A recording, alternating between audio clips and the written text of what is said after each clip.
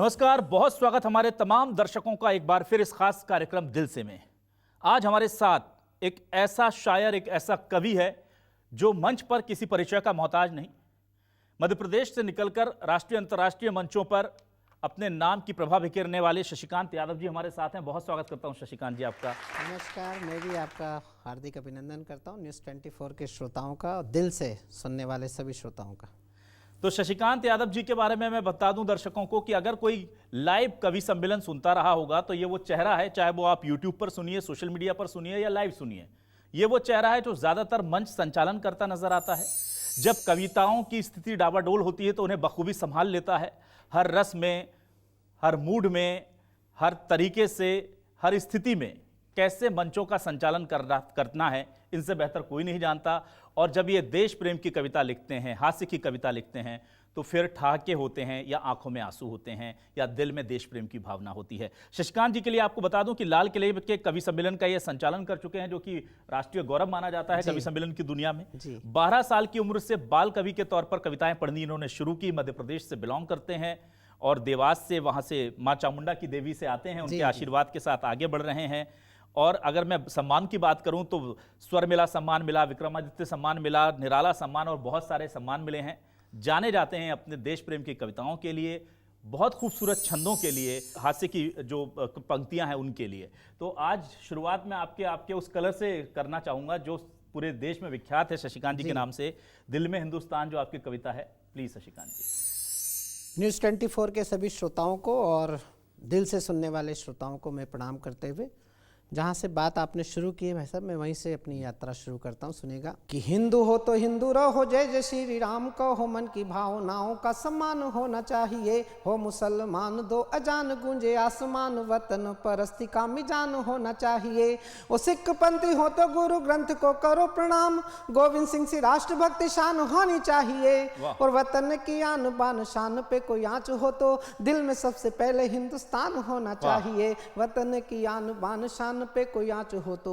हमारे देश का दुर्भाग्य यह है कि हम धर्म के नाम से बचते हैं तो लोग हमें जातियों में बांटने लग जाते हैं। और मैं देशवासियों से केवल एक ही बात कहना चाहता हूं कि पंडित के घर जन्मे हो तो करो विधान, वेद और पुराण नई पीढ़ी को पढ़ाइए। वैश्य क्षत्रिय बन लिए अवतार हो तो सिक्के खनकाइए, तलवारें चमकाइए। और पिछड़ों में जन्मे तो खुली लॉटरी तुम्हारी, हर कुर्सी पे हक अपना जताइए। पर देश देवता की जाति तय करने लगो तो दिल में सबसे पहले हिंदुस्तान होना चाहिए। देश देवता की जाति तय करने लगो तो। और मेरा ऐसा मानना है, मेरा ऐसा संकल्प है, और मेरे 38 साल की काव्य यात्राओं का जो सार है, जो मैंने दुनिया में घूमकर महसूस किया है कि देश जाति देश धर्म देश ही ईमान और देश ही हमारा भगवान होना चाहिए। वो जाति पंथ भाषा में न उलझे ये गणतंत्र, ऐसे प्रश्नों का समाधान होना चाहिए। कि मिटे हैं शहीद कई तब बचा देश कहीं, इस बात का भी सबको ध्यान होना चाहिए। और मिटाने को ऊंच नीच वाले ये विवाद यारो, दिल में सबसे पहले हिंदुस्तान होना चाहिए। अगर हमारे देश में, हमारे दिल में हिंदुस्तान है तो फिर हमारा देश प्रगति करने से ना कोई रोक सकेगा ना कोई टोक सकेगा। बहुत खूब, बहुत खूब। तो छंद आप बहुत अच्छा लिखते हैं चूंकि शशिकांत जी, छंद के आप मतलब क्या कहा जाए कि आज के दौर में छंद बहुत प्यारे और बहुत खूबसूरती से और अलग अलग तरीके से आप जो छंद कहते हैं, अब तो उन विधाओं के नाम भी लोगों को नहीं पता जिनमें आप छंद लिख लेते हैं। तो मैं चाहूंगा कि जरा जो डिजिटल प्रेम हो रहा है या उसको लेकर जो कुछ छंद कहें आपने, वो सुना दें। कविताएं ऐसी होती है जो घटता है बस वो कवि लिखता है। एक छंद सुनिए, ये उपलब्धि का छंद है, भारत की उपलब्धि। हम 75 साल की आजादी को जी रहे हैं, अमृत काल चल रहा है। आप 4 पंक्तियां सुनिएगा कि हमारी उपलब्धि क्या है जी। कि राष्ट्रवाद की उमंग ताल से बजी मृदंग, देखो राष्ट्रभक्ति वाला रंग गहरा दिया। पूरी दुनिया हमसे पूछे कि हमने क्या किया है, तो देखिए हमने क्या किया है। कि राष्ट्रवाद की उमंग ताल से बजी मृदंग, देखो राष्ट्रभक्ति वाला रंग गहरा दिया। ज्ञान विज्ञान खेल कला संस्कृति की तान, खूब सोना चांदी जीत वाला सेहरा दिया। और आपने जगा दिया है स्वाभिमान सेना का, तो भारती के लालों ने भी कड़ा पहरा दिया।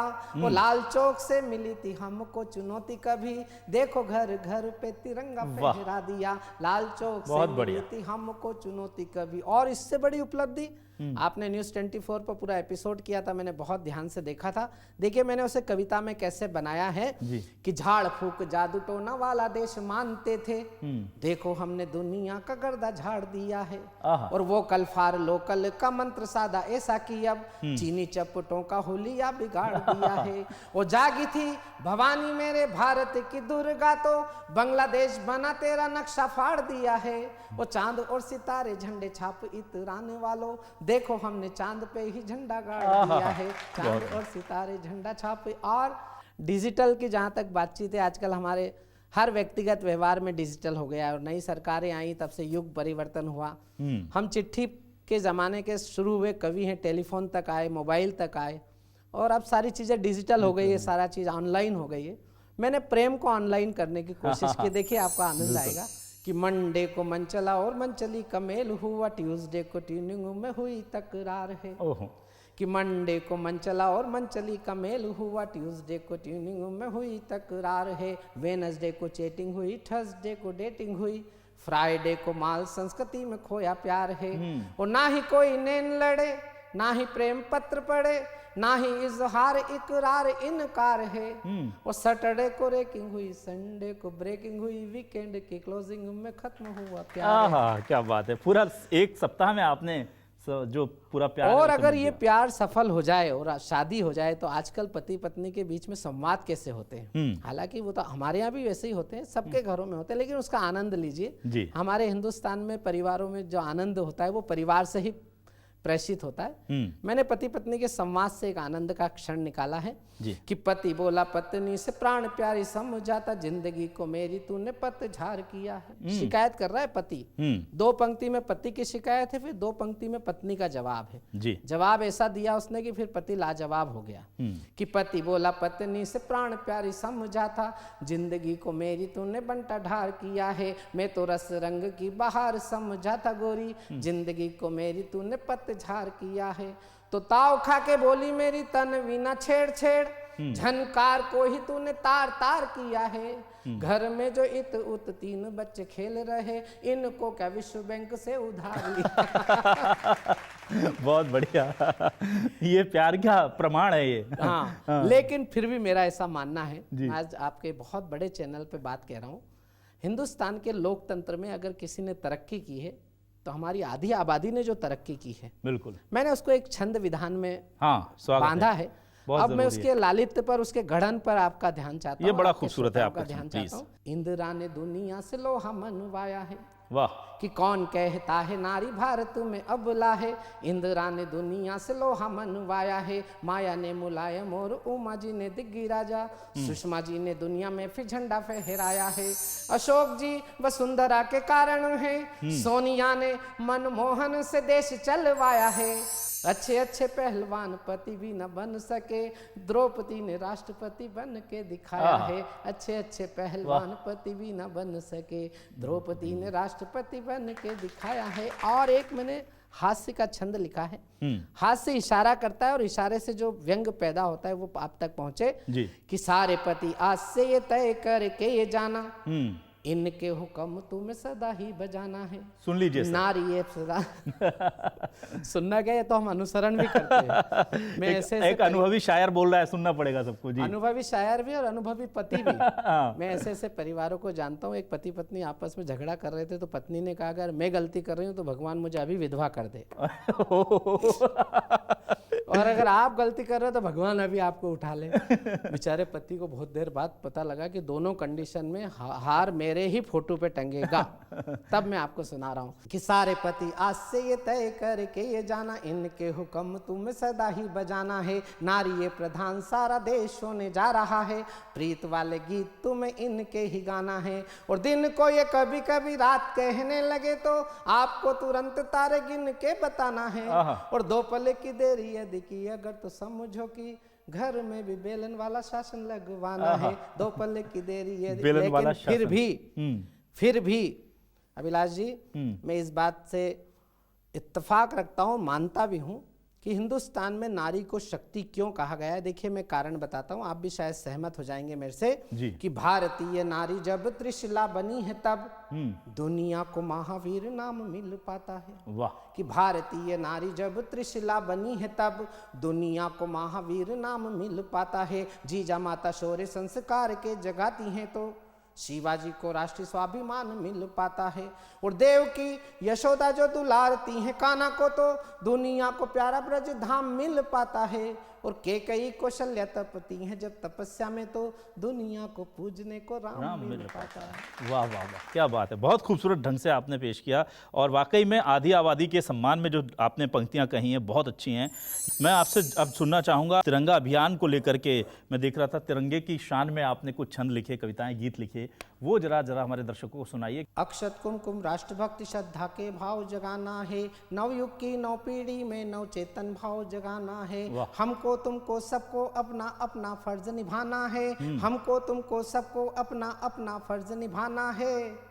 देश भारत माँ का मंदिर मिलकर इसे बचाना है, देश भारत माँ का मंदिर मिलकर इसे बचाना है। भारत के जन जन में अब ये अपना ध्वज फहराना है, देश भारत माँ का मंदिर मिलकर इसे बचाना है।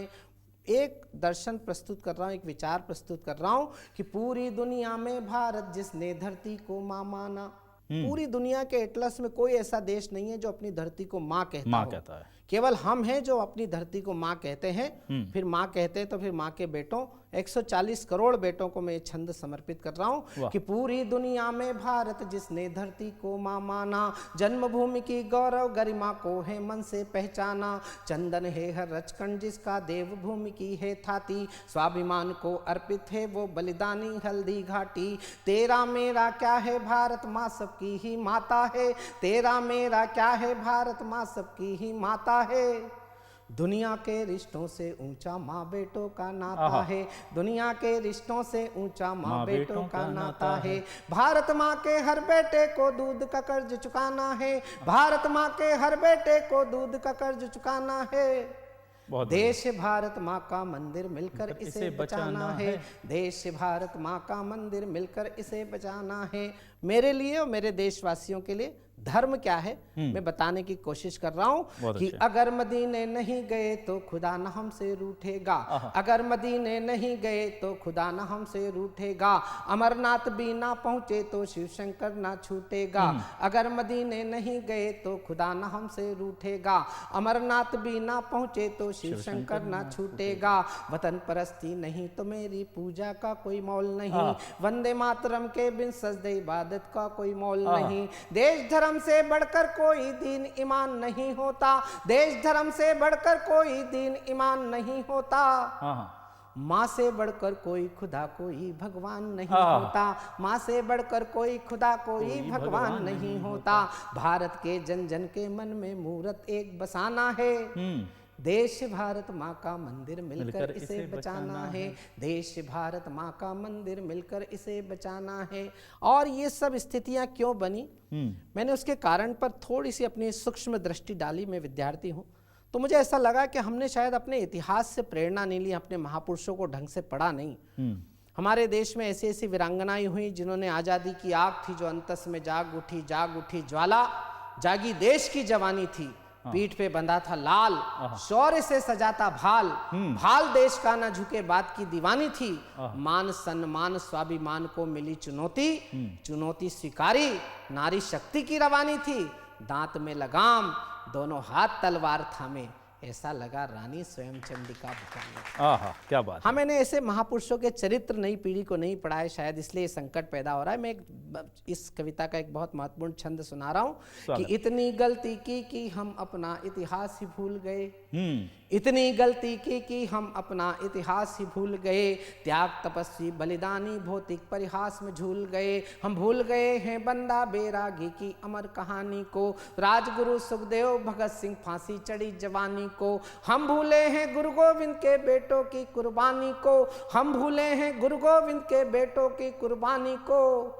भूल गए सन 57 और झांसी वाली रानी को, भूल गए सन 57 और झांसी वाली रानी को। इतिहासों के इन प्रश्नों को पढ़ना और पढ़ाना है, देश भारत माँ का मंदिर मिलकर इसे बचाना है, देश भारत माँ का मंदिर मिलकर इसे बचाना है। और वर्तमान समय में जो जो मुद्दे चल रहे हैं, केवल कविता ही है जो समाधान दे सकती है। मैं अपनी तरफ से कोशिश कर रहा हूँ कि उठो जवानों भारत का मस्तक हिम से ऊंचा कर दो, उठो जवानों भारत का मस्तक हिम से ऊंचा कर दो, राष्ट्रभक्ति के अमिट रंग से मिट्टी का कण कण रंग दो, वंदे मातरम जय हिंद से दशो दिशाएं गूंज उठे, घर घर से निकले मस्ताने राष्ट्रभक्ति में झूम उठे। एक धर्म हो केवल भारत, एक जात हो केवल भारत, एक पंथ हो केवल भारत, लिख दो फिर से नई इबारत। 1.25 अरब सब मिलकर सोचे, नहीं किसी को कोई भय हो, एक साथ सब मिलकर बोले भारत माता की जय हो, बार बार सब मिलकर बोले भारत माता की जय हो, साथ साथ सब मिलकर बोले भारत माता की जय हो। वाह वाह वाह, बहुत बढ़िया बहुत बढ़िया। और ये एक रंग है, ये कलर है, कितने खूबसूरत तरीके से। शशिकांत जी को प्रेरणा कहाँ से मिली, किसे आप अपना गुरु मानते हैं? क्योंकि यूं तो आप कई लोगों से सीखते हैं, कई लोगों से, पर मंच पर जो आपने रंग पाया, जो आपने तेवर पाए, जो आपने शब्द विन्यास पाया, वो आपको लगता है किसका आशीर्वाद आप उसे मानते हैं? मेरे ऊपर सबसे ज़्यादा आशीर्वाद मेरे काव्य गुरु सक्सेना जी का है, और डॉक्टर हरिओम पवार जी मेरे प्रेरणा रहे हैं। मैंने इन दोनों से खूब सीखा है। और मंच की प्रस्तुति और मंच पर कैसे जमना, ये सब डॉक्टर हरिओम पवार हमारे द्रोणाचार्य हैं। और कविता कैसे लिखना और कविता कैसे जमाना, ये मैंने गुरु सक्सेना जी से सीखा। आपने शिक्षा पर, सामाजिक सरोकारों पर भी एक बहुत अच्छा कुछ छंद लिखे हैं जो बड़े मकबूल हुए हैं, बहुत प्रसिद्ध हुए हैं। जरा हमारे दर्शकों को वो भी सुना दें। कि अभाव में घिरा हुआ है बचपन मेरे देश का, ये आंकड़ों की भाषा में ना इन्हें उलझाइए। वाह। क्योंकि भ्रष्टाचार की उड़ी घटाएं, रिश्वत रिमझिम बरस रही, ओले पड़ गए प्रतिभाओं पर, अवसर को सब तरस रही, तड़ित गिनी तानों की ऐसी, परिणाम हुआ बस आत्मघात, देखी ऐसी भी बरसात, होगी ऐसी भी बरसात। तब मैं एक छंद सुना रहा हूँ कि अभाव में घिरा हुआ है बचपन मेरे देश का, ये आंकड़ों की भाषा में न इन्हें उलझाइए। 2 जून की पेट भर रोटी मिली नहीं जिन्हें, उन्हें हलवा पूरी के न स्वाद समझाइए। वो सेक्स एजुकेशन की बात ना करो यहाँ पे, पीढ़ी को शहीदों के चरित्र समझाइए। बचपन के बूढ़ों को पकड़ के पढ़ाने वालों, नन्हे बचपन को भी पाठशाला पहुँचाइए। बचपन के बूढ़ों को पकड़ के पढ़ाने वालों। और जैसा आपने कहा कि कुछ लोग एक पक्षी बातें करते, केवल कविता के क्षेत्र में नहीं, राजनीति में भी कुछ लोग इतनी गैर जिम्मेदार भाषा बोलते हैं जिसके कारण इस देश में विवाद होते हैं। मैंने एक इशारा किया है कि राष्ट्रभक्त नौजवानों भारती पुकारती है, माँ के दूध का तो अभी कर्ज भी चुकाना है। और स्वाभिमान डोर हाथ बांधी जिस बहना ने, उसकी भी लाज आज तुझे ही बचाना है। और शहीदों ने रक्त से जो लिखी है कहानियां, वो खुद पढ़ना है, पीढ़ियों को भी पढ़ाना है। और अंग्रेजों को तो तुम भगा चुके हो देश से, अब काले अंग्रेजों से भी देश को बचाना है। अंग्रेजों को तो तुम भगा चुके हो देश से, अब काले अंग्रेज। और युवाओं से एक ही बात कहना चाहता हूँ, आप सभी के युवा पत्रकार, युवा कवि, युवा नेता, युवा समाज सेवी, युवा शिक्षाविद, एक बात बड़े इशारे से कहना चाहता हूँ कि प्रेयसी की प्रणय पुकार सुनने के बाद, जैसे उन्मुक्त हो दीवाना चल देता है। कि प्रेयसी की प्रणय पुकार सुनने के बाद, जैसे उन्मुक्त हो दीवाना चल देता है। शम्मा जलती है तो हथेली पर जान लिए, मस्त होके जैसे परवाना चल देता है। और सीमा का सिपाही जब देश की पुकार सुन, गाते हुए राष्ट्र का तराना चल देता है। वैसे ही जवानी जिस ओर चलती है बंधु, उसी ओर सारा ये जमाना चल देता है। क्या बात है, बहुत अच्छी बात, बहुत अच्छी बात। शशिकांत जी, मंचों पर आप, चूंकि मैं देखता हूं राष्ट्रीय अंतर्राष्ट्रीय मंचों पर आप छाए रहते हैं, बहुत लोग आपके चाहने वाले हैं, मध्य प्रदेश से अब आपका प्रभाव पूरे दुनिया में फैल गया है। कभी मंच पर कुछ ऐसा घटा हो, किसी ने कोई ऐसी टिप्पणी की हो, कुछ ऐसी घटना हुई हो जो आपको दिल को छू गई हो? एक छोटी सी घटना आपको कवि सम्मेलन का इंसिडेंट सुनाता हूँ, आपको भी आनंद आएगा जी। एक बार मैं छतरपुर में कवि सम्मेलन का संचालन कर रहा था। वन मंडल का कवि सम्मेलन था, तो जो आयोजक कवि थे हमारे मित्र अभिराम पाठक, उन्होंने मुझे कवियों से परिचित कराया, और जैसा आप संचालन कर रहे हैं ऐसे मैं उस कार्यक्रम का संचालन शुरू किया।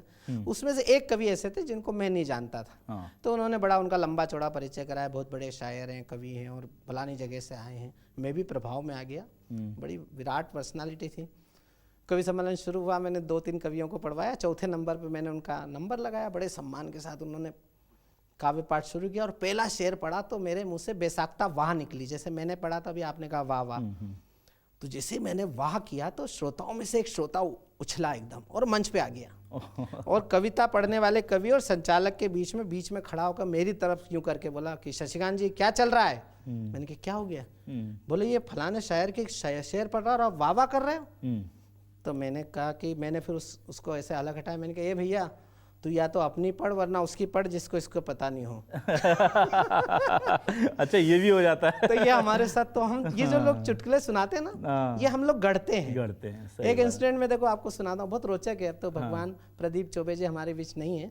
प्रदीप चौबे जी, सुरेंद्र यादवेंद्र और मैं, हम तीनों नई दिल्ली से मेरठ कवि सम्मेलन में जा रहे थे। तो हम जिस ट्रेन में बैठे थे फ्रंटियर मेल में, उसमें डेली अप डाउन वाले बच्चे चढ़ते हैं। जी हाँ। तो बच्चे बैग वैग लेके चढ़े। तो जो डेली अप डाउन वाले बच्चे हैं ना, वो बहुत ओवर कॉन्फिडेंस में रहते हैं, क्योंकि उनको कोई रोकता नहीं है, टोकता नहीं। और फिर इस पश्चिमी उत्तर प्रदेश, तो हमारे दोनों मोटे मोटे कवि एक सीट पर बैठे थे रिजर्वेशन की, प्रदीप जी और सुरेंद्र यादव, और दोनों खूब मोटे थे। इधर सामने हम बैठे थे एक आदि कोई। तो इसमें से एक लड़के ने दूसरे लड़के से कहा कि आज हाथियों का भी रिजर्वेशन है क्या? तो हमारे प्रदीप चौबे जी तुरंत खस के बोले नहीं नहीं, गधे भी बैठ सकते हैं। गुरु होते हैं।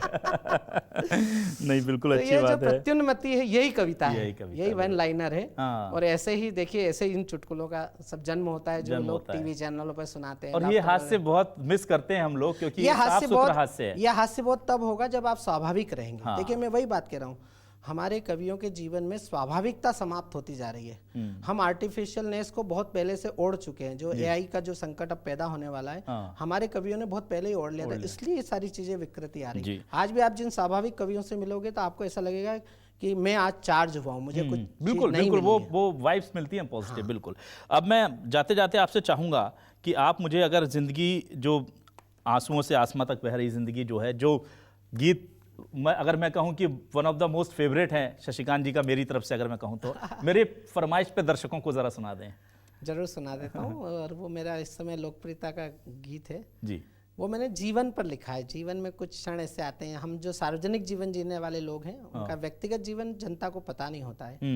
मैंने देखिए उसको गीत में बांधा है, वो मैं आपको सुनाता हूँ कि आसमां से आंसुओं तक बह रही है जिंदगी, आसमां से आंसुओं तक बह रही है जिंदगी, ध्यान से सुन लो जरा कुछ कह रही है जिंदगी, आसमां से आंसुओं तक बह रही है जिंदगी। और आज अभी जो थोड़ी देर पहले आप पूछ रहे थे, देखिए उसका जवाब कि जाने क्या क्या पा लिया है, खुद को ना पाया कभी, जाने क्या क्या पा लिया है, खुद को ना पाया कभी, सांस की सरगम पे मन का गीत ना गाया कभी, चाहतों की राह पर दो भी जला दो चार पल, मुड़ गया अपनी डगर वो कुछ हमारे साथ चल, चलते चलते दूर कितने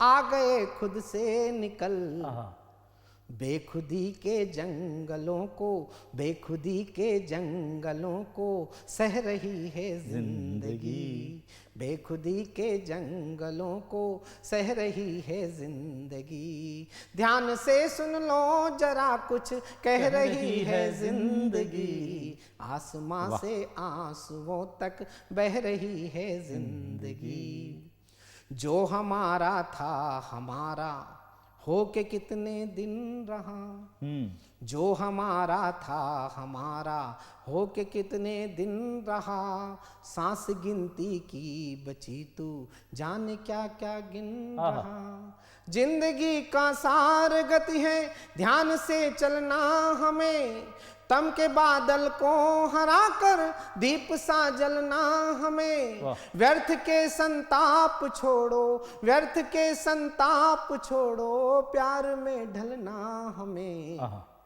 जिंदगी से दूर कितनी, जिंदगी से दूर कितनी रह रही है जिंदगी। कितनी खूबसूरती से बात कही। जिंदगी से दूर कितनी रह रही है जिंदगी, ध्यान से सुन लो जरा कुछ कह रही है जिंदगी, आसमां से आसमों तक बह रही है जिंदगी। आप पत्रकार हैं, मैं कवि हूँ, कलाकार हैं, राजनेता हैं, हमारा जीवन क्या है? जो भी हिस्से में मिला था वो भी औरों का हुआ, जो भी हिस्से में मिला था वो भी औरों का हुआ, जिनको अपना मानते थे वो भी गैरों का हुआ। वाह। लाभ हानि यश या अपयश सब विधि के हाथ है, जानते हैं सत्य फिर भी क्यों वहम के साथ है, साधा है हमने सभी को, साधा है हमने सभी को, फिर भी खाली हाथ हैं। कामनाओं की अगन में, कामनाओं की अगन में दह रही है जिंदगी। बहुत सही बात। कामनाओं की अगन में दह रही है जिंदगी, ध्यान से सुन लो जरा कुछ कह रही है जिंदगी, आसमां से आसमों तक बह रही है जिंदगी, बह रही है जिंदगी, बह रही है। वाह, बहुत खूबसूरत, बहुत खूबसूरत। ये शशिकांत जी का रंग है। आप देखिए जब ये मंचों पर छाता है तो क्यों लाखों लोग जो हैं वो मंत्रमुग्ध हो जाते हैं। शशिकांत जी, आपने न्यूज़ 24 को समय दिया, आज हमारे इस कार्यक्रम में आए और दिल से आपने कविताएं सुनाई, इसके लिए शुक्रिया और बहुत सारी शुभकामनाएं मैं आपको देना चाहूँगा। आपकी जो नई पुस्तक आने वाली है छंद कलश, जिसका सभी लोग बेसब्री से इंतजार कर रहे हैं, और उसके आगे का भी चूंकि मैं यहाँ पर ऐसे उद्घाटन कर देता हूँ आपके फैंस के लिए कि एक हमारे आसपास करके एक अतुकांत कविताओं की जो एक पुस्तक है वो भी आज आने वाली है। तो जो आपके फैंस हैं, जो चाहने वाले हैं, उनके लिए बहुत कुछ अभी हैपनिंग है जी। और जब आप हमारे इस एपिसोड के जरिए लोगों तक पहुंचेंगे तो उन्हें बहुत खुशी मिलेगी, पूरी उम्मीद करता हूँ। बहुत कुछ अभी आने वाला है और आपके एपिसोडों के लिए बहुत सारी अभी कविताएं बाकी है, फिर कभी आएंगे तो आपको सुनाएंगे। आप आते रहिएगा। बहुत बहुत शुक्रिया। तो आज के इस खास कार्यक्रम में इतना ही। दिल से में फिर होगी मुलाकात किसी नए शायर, नए कवि, नई शख्सियत के साथ। फिलहाल हमें दें इजाजत। नमस्कार।